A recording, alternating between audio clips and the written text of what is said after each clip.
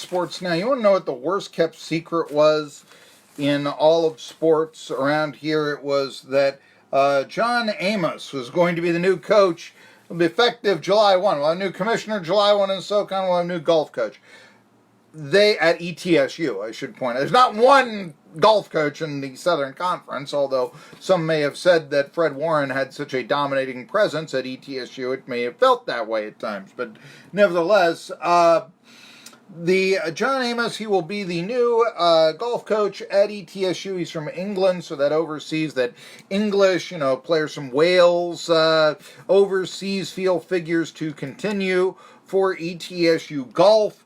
Everybody knew this was going to happen. I told you about it on Tri-City Sports Now during basketball season when Fred Warren announced his retirement, and I went up to Scott Carter. Who's your new golf coach going to be? Oh, it's going to be Jake Amos, Markey. But they had a big announcement and a press release would not saying, come to the press conference yesterday at noon. By the way, why is it at noon? They know I work at noon. That's why they didn't want him asking. They wanted we don't want Bilson asking him tough questions. Isn't Bilson a graduate of your journalism department while broadcasting? Don't you take journalism courses? Yes. What does it say about the ETSU journalism department? It says that there is a divide between education and athletics, the way we treat people. Yeah, well, there you go. You want to get right down to brass tacks. Okay, so Jake Amos, he's the new golf coach. Know about it since forever. Remember when I told you that the Braves were going to basically stay in first place in the NL East, and that was that? There's a drive, deep right field. Long gone from a can, a three-hit night. It's another big jack for B-Mac. And ladies and gentlemen, the most exciting 2 minutes in all of sports.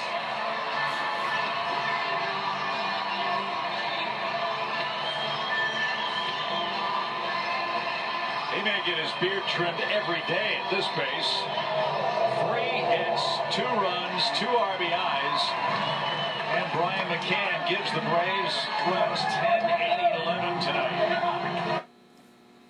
I get what they're trying to do with She's Gone, but that is, although said with great jubilation, there was never, I thought, a great country song right there. I remember it, but yeah, I'm talking about a gone like all the good things. I mean, shouldn't a home run be somewhat joyous and all that? I remember Candlestick Park, San Francisco Giants used to play the theme to 20th Century Fox movies. Dun, dun, dun, dun, dun, dun. Okay, I'm not going to do it anymore. Remember that? I used to do that again. That was pretty decent right there.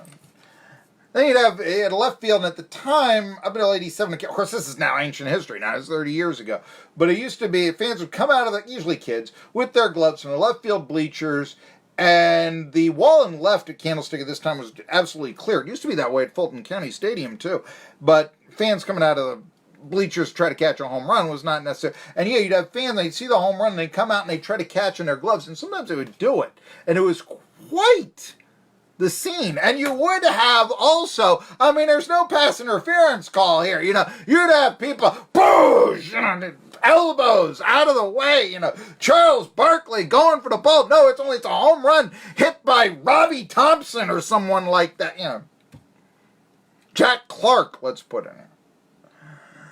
Anyway, you had that out there, and I kind of enjoyed the scene while the, Giants were, I thought that was a decent enough, home run situation and all that, yeah. So, the apple going up at Shea, that was good, that was real good, so, there you have it. Anyway, but the Braves now, they defeat the Mets, speaking of apple at Shea, 12-3, and therefore they have a 3-game lead on the Filthy Phils, who were postponed. They had a rain delay in Washington. No word yet if there was actual rain there. Remember when 2 years ago when they had a 3-hour rain delay in D.C. and not a drop of rain? Yeah. There you go. All right.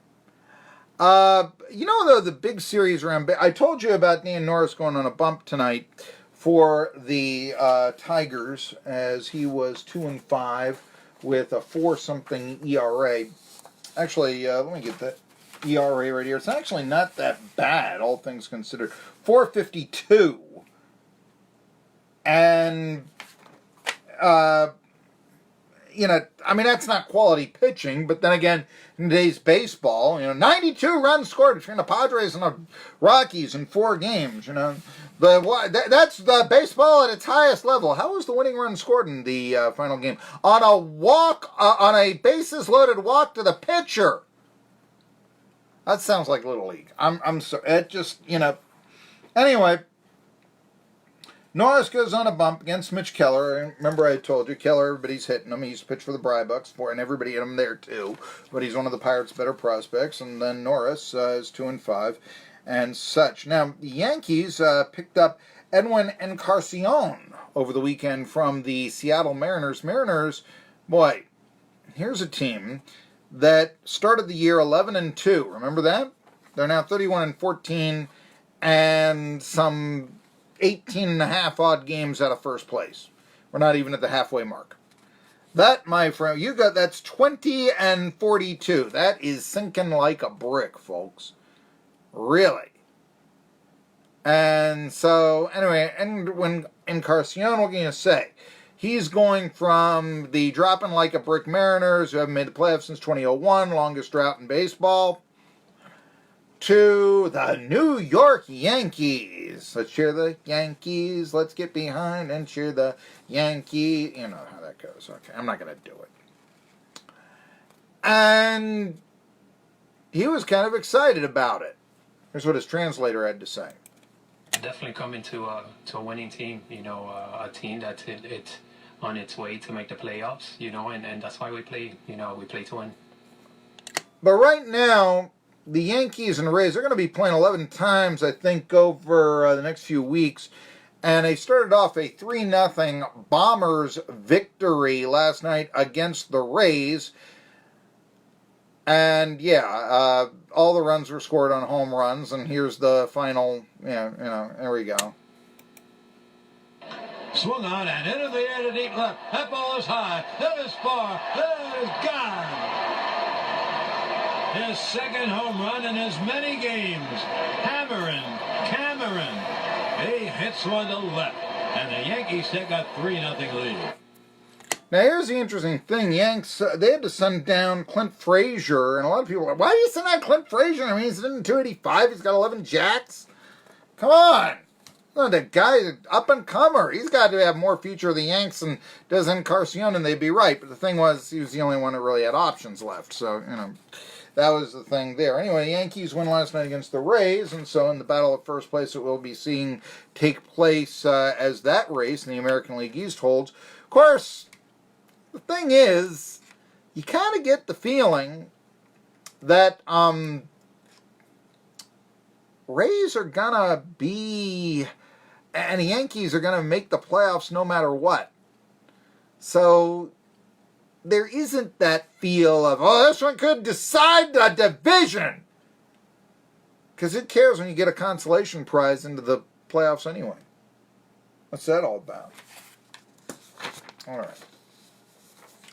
More Bay. I was talking about this before. I mentioned Phillies may have actually, the old Boston Braves line from 48, spawn insane and pray for rain and all that. Well, that rain out for the Phils probably helped them out a lot because they really only have 4 starting pitchers. Talked about this yesterday.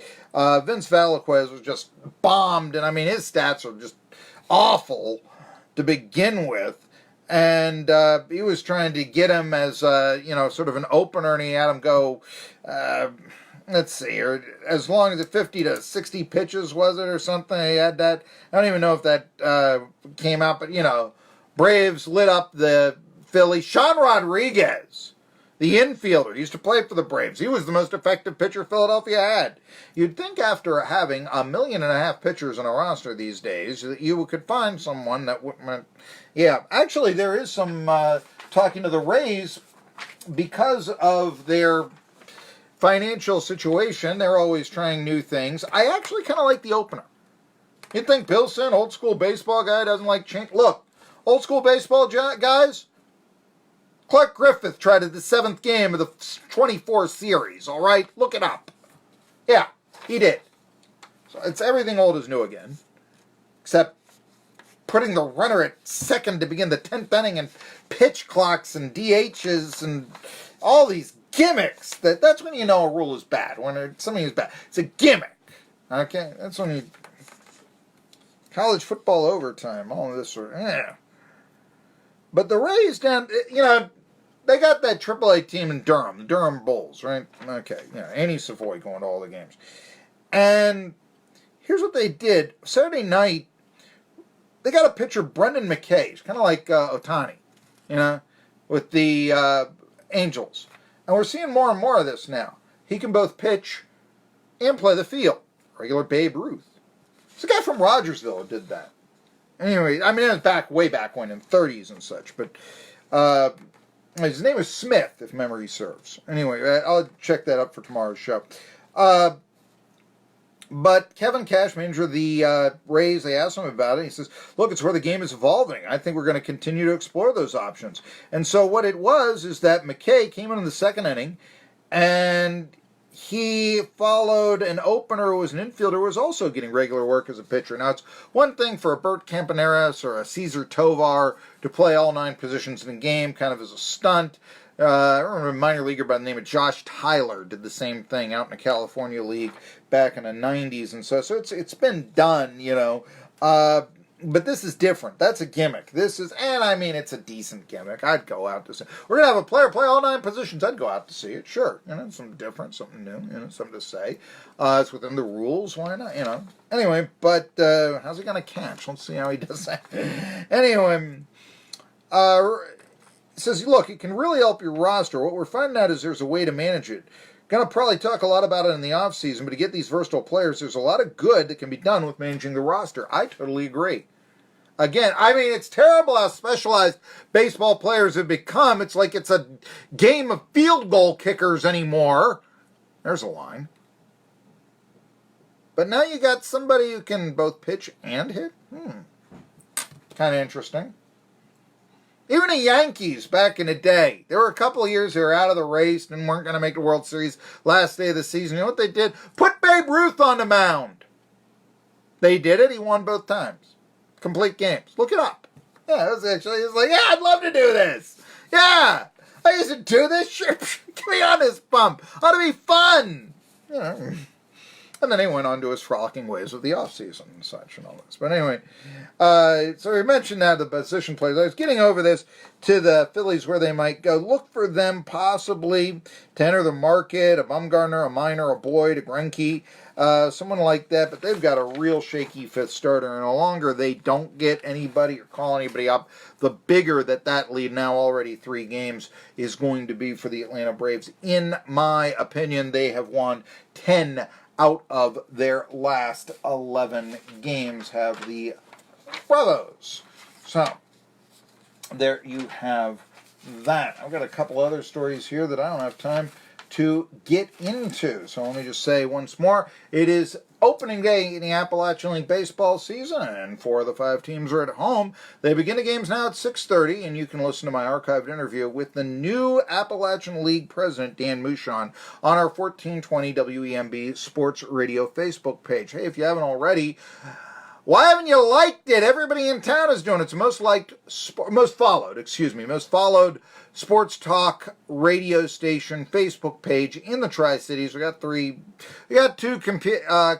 stations competing with us, but we got the best Facebook page because it's where you can see my show and a whole lot more. So I want to thank Dan Mouchon for coming on. Also, Vols Talk, Asian House Vols Talk with Caleb Calhoun of allfortennessee.com. Yeah, you can see those archives as well, talking about Vols basketball and football. See you tomorrow. EMB Sports Radio.